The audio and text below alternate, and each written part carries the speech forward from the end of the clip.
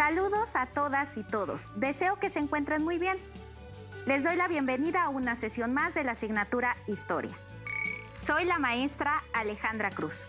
Sabemos que la situación que atravesamos es muy complicada. Sin embargo, es muy importante que continúen dando su mejor esfuerzo y aprovechen la oportunidad de estudiar en esta modalidad, a través de Aprende en Casa.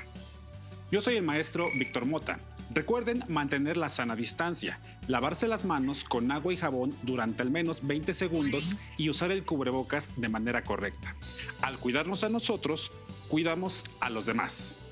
¿Listas y listos? ¡Comenzamos!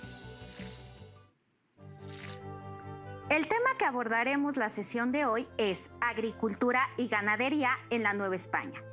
Nos centraremos en comprender la transformación de la producción agropecuaria en la América conquistada. Imaginen el paisaje de lo que hoy es México antes de la llegada de los españoles.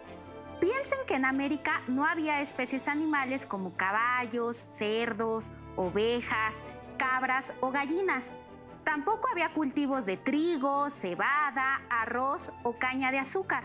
Todas estas especies fueron introducidas en América por los españoles y tuvieron un impacto profundo en las actividades agropecuarias de la región. Antes de iniciar con el desarrollo del tema, les recuerdo que hoy finalizaremos el reto que se planteó la sesión anterior. Por ello, es importante que presten mucha atención. Tengan a la mano su libro de texto, cuaderno de la asignatura, lápiz o bolígrafo y colores para registrar las ideas principales, así como dudas y reflexiones para que posteriormente puedan compartir sus avances con su familia. Tras la conquista de los españoles, la introducción de nuevas especies vegetales y animales, hasta entonces desconocidas en América, produjo una serie de cambios, no solo en los medios de producción agrícola y en la alimentación de la población, sino también en el paisaje. La introducción de especies animales y vegetales que tuvo lugar entre los siglos XV y XVI se produjo en dos sentidos, de Europa hacia América y viceversa. Algunos especialistas han denominado a este proceso intercambio colombino. Para darnos una idea de las transformaciones que produjo el intercambio colombino en la Nueva España, veamos y escuchemos el siguiente video.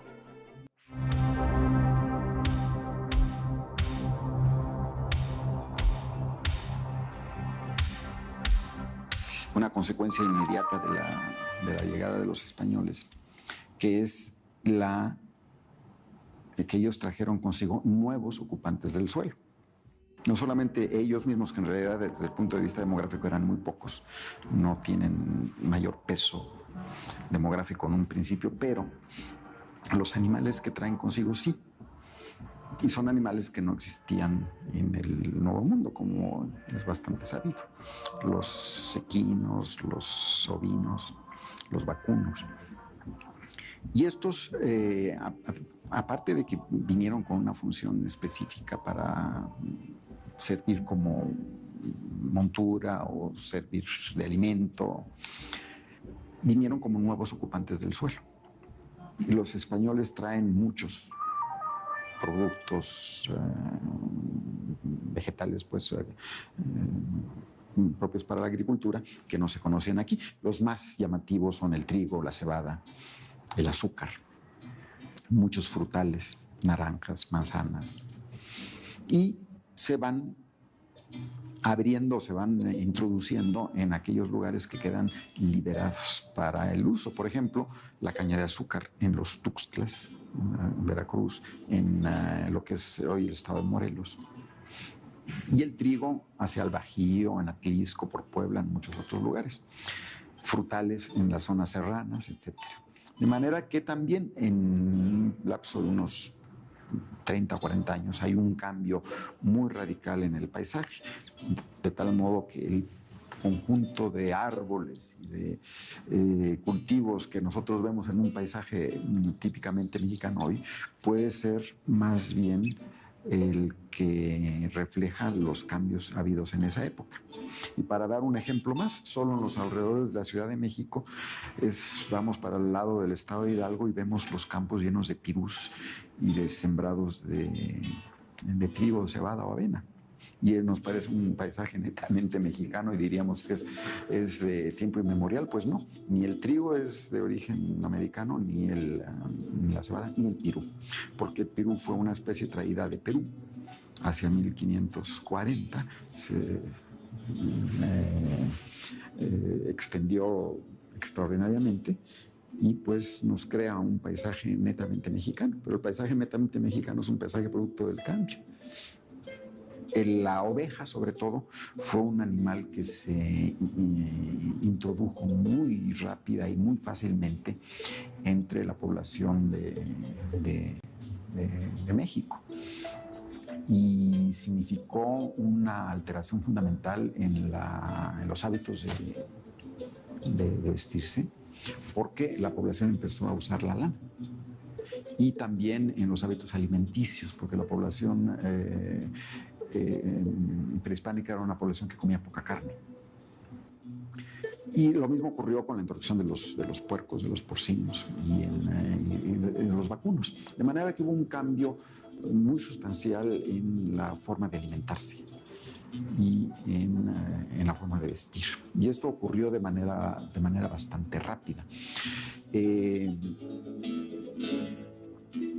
También influyó en las prácticas agrícolas tradicionales. La agricultura tradicional, la agricultura de subsistencia, que por otra parte es un testimonio de una continuidad, puesto que la agricultura de subsistencia se sigue practicando en muchas partes todavía del mismo modo o casi del mismo modo que se practicaba antes.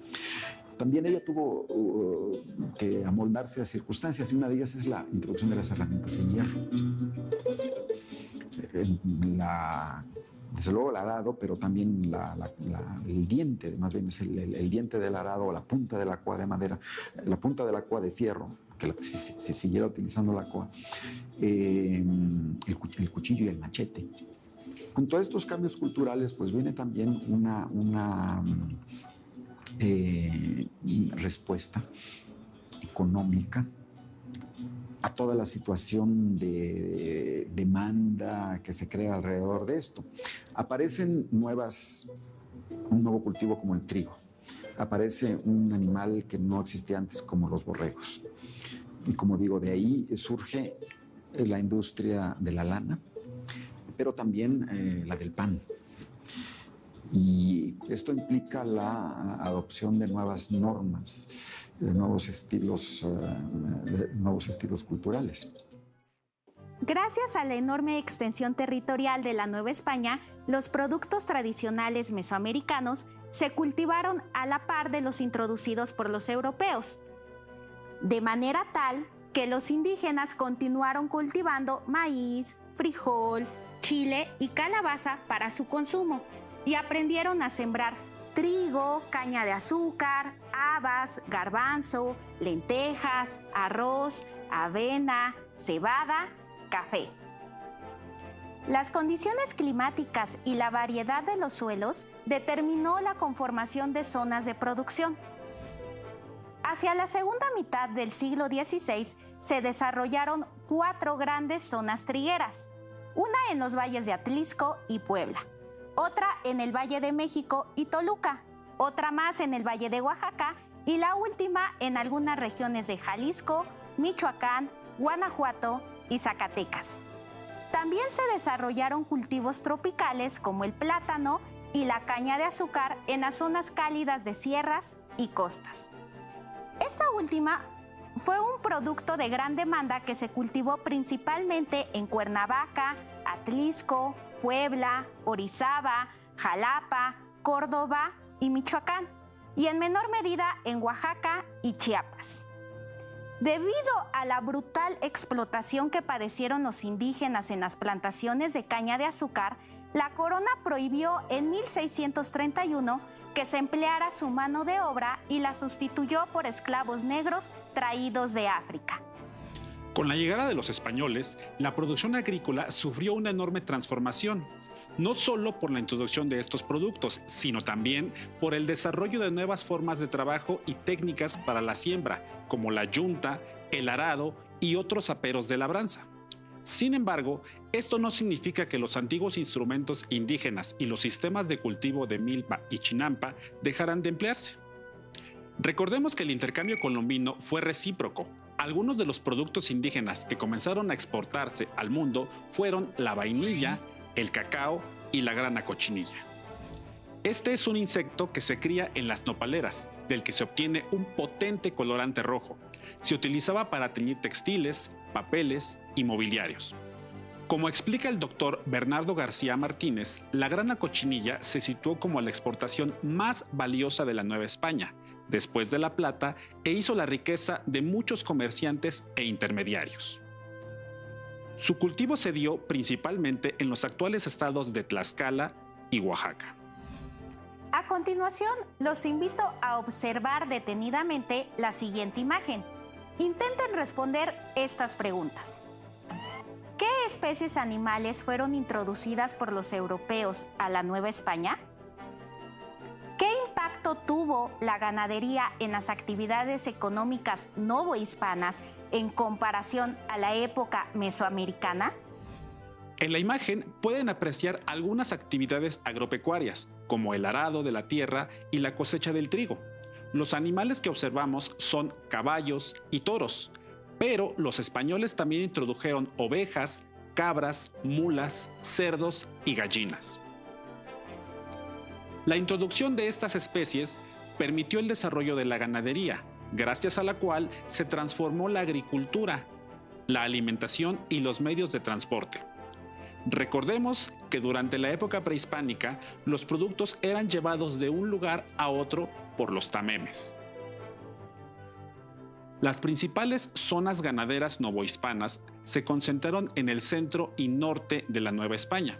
La introducción del ganado menor, cerdos y ovejas, y el ganado mayor, las reses, fue paulatina y se inició desde los primeros años de la conquista.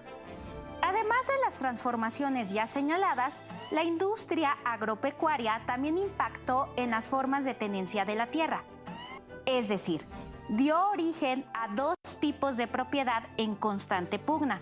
Por un lado estaba la propiedad comunal, que correspondía exclusivamente a los pueblos indígenas, heredada de los calpulis, y por otro, la propiedad privada de los españoles.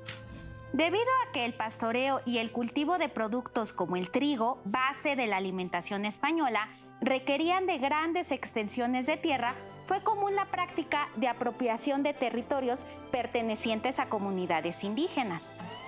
Los españoles llegaron a formar verdaderos latifundios, dentro de los cuales construyeron sus haciendas. ¿Quieren saber más sobre la industria agropecuaria novohispana y cómo se procesaban algunos productos? Acompáñenos a ver y escuchar el siguiente video. Las haciendas trigueras se establecieron principalmente en el centro y centro-norte del territorio de la Nueva España. Y para el trabajo que en ellas se desarrollaba, se importaron herramientas de España como el arado, la rueda y la hoz, las bestias de tiro y carga, ahora bajo mano de obra indígena. Conforme creció la demanda del grano, se introdujeron los molinos de sangre o taonas, hechas con piedras grandes y pesadas, movidas por hombres y animales. Al paisaje novohispano también se añadió la presencia de una nueva arquitectura. Los edificios que albergaban los molinos movidos por agua, semejantes a los españoles, y se incorporó un nuevo oficio, el del molinero. Aunque los molinos también se transformaron, primero fueron en su mayoría de rodeznos, ruedas hidráulicas horizontales. Posteriormente los sustituyeron las aceñas, ruedas hidráulicas verticales.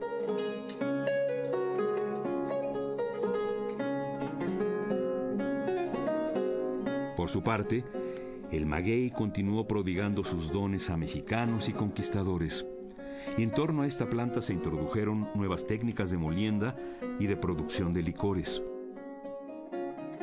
Se cultivaron magueyes silvestres y se sembraron en nuevas tierras.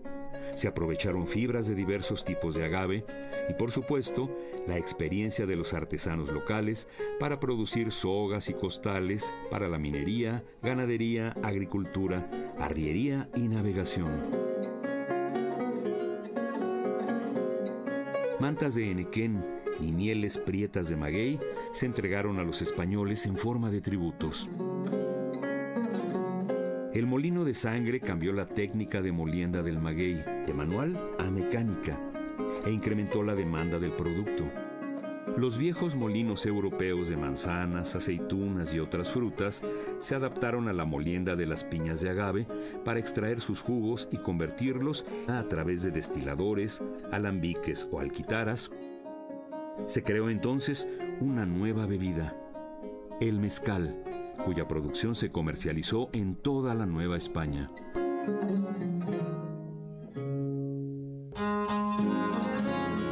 Por su parte, la caña de azúcar fue traída de Nueva Guinea a México, cuya tierra poseía óptimas condiciones naturales para su cultivo.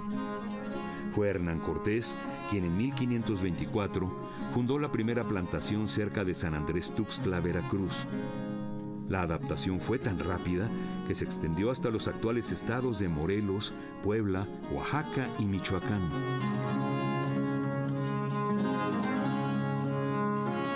El cultivo de la caña de azúcar requería grandes extensiones de tierra, enorme cantidad de agua, abundante conocimiento y mano de obra, así como de la construcción de complejas instalaciones conocidas como ingenios o trapiches.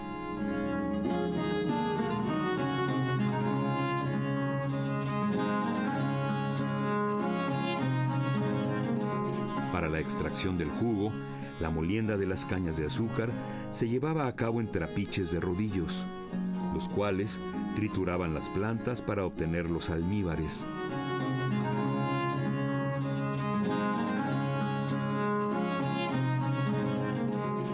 Enseguida, se cocían en grandes casos para quitar las impurezas y obtener el preciado producto. Para darnos una idea de cómo funcionaban las haciendas novohispanas y como parte de nuestra sección de leer para reconocernos, les voy a leer un fragmento del texto El abasto urbano, Caminos y Bastimentos de Ivonne Mijares, contenido en el tomo 2 de la Historia de la Vida Cotidiana en México. Dice así: la hacienda era ante todo una unidad de producción autosuficiente, ya que junto con los artículos comerciales producía prácticamente todos los insumos que necesitaba para su funcionamiento: maíz, chile, frijol, carne y productos lácteos para alimentar a sus trabajadores, animales de tiro y de carga para las labores agrícolas y transporte, además de cueros, lana, cebo, leña y carbón que cubrían otras necesidades. Esto era posible porque las haciendas abarcaban grandes extensiones territoriales en las que había tierras de regadío que generalmente se reservaban para los cultivos comerciales, tierras de temporal donde se sembraba maíz y otros productos de consumo interno, además de una zona de pastizales que en el caso de las haciendas de ganado mayor llegaba a ser enorme. A esto se podían agregar montes, bosques, canteras, manantiales o ríos. También disponían de una amplia infraestructura que solía comprender canales de riego, represas, trojes, graneros, molinos, establos, caballerizas, corrales, ingenios, obrajes y talleres de diferentes clases, además de la iglesia y las casas de cal y canto para el dueño y su mayordomo y de adobe para sus trabajadores. Las grandes haciendas contaban con tiendas en las que se vendía de fiado a los trabajadores todo tipo de mercancías. Se les llamaba de raya, porque se marcaban con este símbolo las deudas que se iban adquiriendo. Estos establecimientos que dependían del hacendado podían constituir una verdadera ayuda para las familias campesinas o convertirse en el instrumento para mantenerlas atadas a la propiedad. Las haciendas operaban con diferentes tipos de trabajadores. En primer lugar estaban los peones o trabajadores permanentes, por lo general de origen indígena, que vivían con sus familias en casas especialmente construidas para ellos dentro de la hacienda. Se dedicaban sobre todo a las labores agrícolas, y el pago de su salario se hacía en dinero, en especie o en una combinación de ambos. También podían recibir una parcela para sembrar y complementar sus ingresos. Después estaban los trabajadores especializados como cañaveleros, expertos en la siembra de caña, cacahueros, cultivadores de cacao, vaqueros, arrieros, herreros, carpinteros, curtidores, etc., que vivían un poco mejor que los anteriores y podían ser desde españoles pobres hasta negros esclavos, pasando por mestizos, negros libres y mulatos. Cuando los dueños no administraban personalmente su propiedad, lo cual era bastante frecuente, la responsabilidad del funcionamiento de la hacienda era dejada en manos del mayordomo, persona de toda la confianza del hacendado, quien con ayuda de capataces y otros sirvientes controlaba todo lo que sucedía en su interior. Hasta aquí la lectura. Gracias por la lectura, maestra Alejandra. Después de escuchar el texto, podemos inferir que las haciendas conformaban verdaderos pueblos habitados por cientos de personas. La vida para los trabajadores no era fácil. Muchos fueron obligados a permanecer en ellas por las prácticas de endeudamiento. El sistema de explotación que se vivía al interior de las haciendas se perpetuó casi sin cambios hasta el Porfiriato. Antes de finalizar, debemos recordar que el intercambio colombino ocurrió entre los siglos XV y XVI y consistió en la introducción de nuevos cultivos y especies animales a la Nueva España y en la exportación hacia Europa de otros productos de origen mesoamericano. Dicho intercambio dio paso a una serie de transformaciones en las técnicas de cultivo, en la alimentación, en la tenencia de la tierra y en el paisaje. La industria agropecuaria fue fundamental para el desarrollo económico de la colonia y estuvo estrechamente relacionada con la minería, la actividad económica más importante de la Nueva España. Antes de despedirnos, les recordamos que el reto planteado la sesión anterior fue la redacción de una receta que recupere elementos tanto de la tradición indígena como de la hispana. Ya que han elegido el platillo típico de su región e identificado el origen de los ingredientes a través de un cuadro de doble entrada como el que ven en pantalla, es hora de escribir la receta. Para ello, pueden recurrir a su familia. Además de describir los ingredientes, las cantidades y el procedimiento para la elaboración de su platillo, incluyan un apartado en el que expliquen cómo se transportaban y o producían los ingredientes. Es decir, en el caso de productos importados, deberán especificar si provenían de Asia o de Europa y a través de qué ruta llegaban a la Nueva España. Si se trata de un ingrediente procedente del interior del virreinato, deberán señalar las condiciones alrededor de su producción, como el funcionamiento de las haciendas. No olviden compartir su receta con su maestra o maestro. Estamos seguros que con esta actividad les sorprenderá descubrir lo diversa y variada que es nuestra gastronomía. Hemos llegado al final de la sesión, pero antes de despedirnos, ¿quieren saber, mientras tanto, qué pasaba en el mundo? En 1542, tras la caída del Imperio Inca, se estableció el Virreinato del Perú. Al igual que ocurrió en la Nueva España, la minería fue la base de su economía. En torno a las minas peruanas florecieron las haciendas agropecuarias. Algunos de los productos originarios que se continuaron cultivando tras la conquista fueron el oyuco y la coca. Además de su libro de texto y el tomo 2 de Historia de la Vida Cotidiana en México, los invitamos a consultar otras fuentes bibliográficas, digitales y audiovisuales que tengan a la mano. Por ejemplo, pueden acceder al portal académico del Colegio de Ciencias y Humanidades, en la sección de Economía Novohispana. Específicamente les recomendamos los apartados de Agricultura y Ganadería. Otro texto que les recomendamos leer es Animales del Nuevo Mundo, de Miguel León Portilla, que podrán encontrar en los libros del Rincón. En él, el autor recupera las descripciones de 7 animales del siglo XVI hechas por los mismos indígenas. Tengamos en cuenta que no solo llegaron nuevas especies animales a la Nueva España, los europeos también se encontraron con especies que nunca habían visto. Listo, terminamos. Pero aún nos queda mucho por explorar y descubrir. Así que nos vemos pronto aquí en Aprende en Casa. Hasta la próxima.